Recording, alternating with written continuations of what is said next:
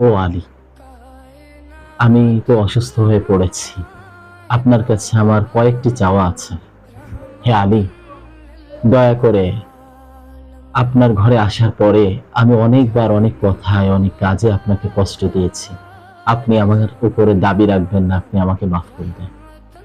হযরত আলী রাদিয়াল্লাহু তাআলা আনহু বললেন, হে ফাতেমা, কই, আমি তো তোমার উপরে রাগ করিনি, আমি তোমার উপরে কষ্টও পাইনি। হে ফাতেমা, দয়া করে তুমি আমার উপরে কোনো রাগ রেখো না, কষ্ট রেখো না।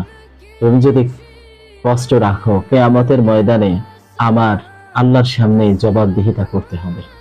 হযরত ফাতেমা রাদিয়াল্লাহু তাআলা আনহু বললেন, আপনিও আমার উপরে কষ্ট রাখবেন না।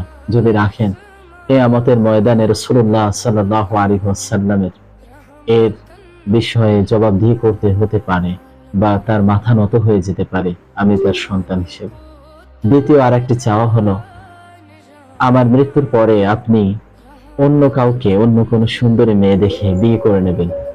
তৃতীয় আর একটি চাওয়া হলো, আমার যে সন্তানেরা আছে তাদেরকে আপনি খুব ভালোবাসবেন এবং অন্তত সপ্তাহে একদিন হলেও নিজের কাছে নিয়ে ঘুমাবেন।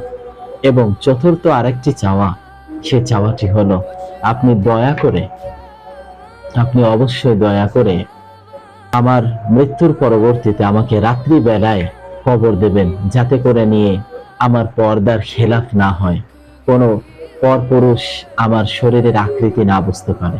দেখেন, নবীজির মেয়ে হযরত ফাতেমা রাদিয়াল্লাহু তাআলা আনহা তার স্বামীকে কতটা ভালোবাসতেন এবং পর্দার প্রতি কতটা গুরুত্ব দিতেন, যার কারণে তার মৃত্যু শয্যায় হয়েও তিনি একবারের জন্যও চিন্তা করলেন না কি হবে। তিনি ভাবলেন, আমার স্বামী আমার উপরে কষ্ট পেয়েছে কিনা, আমার পর্দা নষ্ট হয়ে যায় কিনা।